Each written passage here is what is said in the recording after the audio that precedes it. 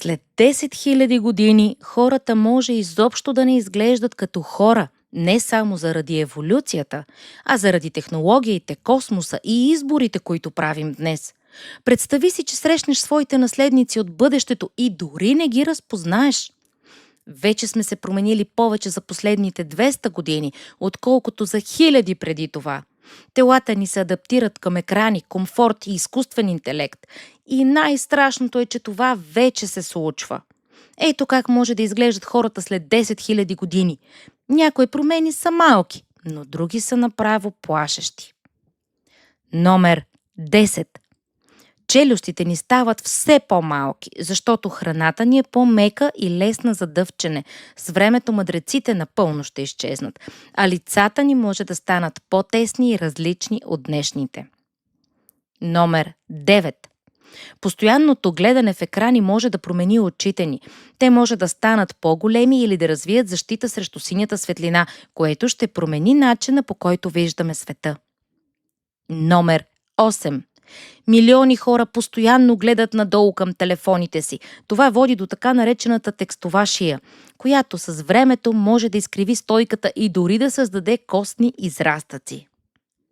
Номер 7. Начинът, по който държим телефоните си, променя дори ръцете ни. Малкият пръст поема тежестта, палецът скролва постоянно. Това може да доведе до деформация на пръстите. Номер 6. Ставайки все по-заседнали, губим мускулна маса, бъдещите хора може да са по-слаби физически и по-малко издръжливи. Номер 5.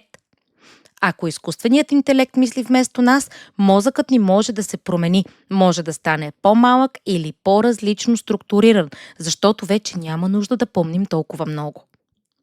Номер 4. Ако живеем на Марс, ниската гравитация ще промени телата ни. Хората може да станат по-високи, но с по-слаби кости. Номер 3. Космическата радиация може да промени кожата ни. Тя може да стане по-дебела или с различен цвят, за да ни защитава. Номер 2. С генното инженерство хората може сами да избират как да изглеждат. Интелигентност, сила, външен вид. Еволюцията става контролирана. Номер 1. Най-екстремното бъдеще е сливане между човек и машина, импланти в мозъка, изкуствени очи и роботизирани крайници. Границата между човек и машина изчезва.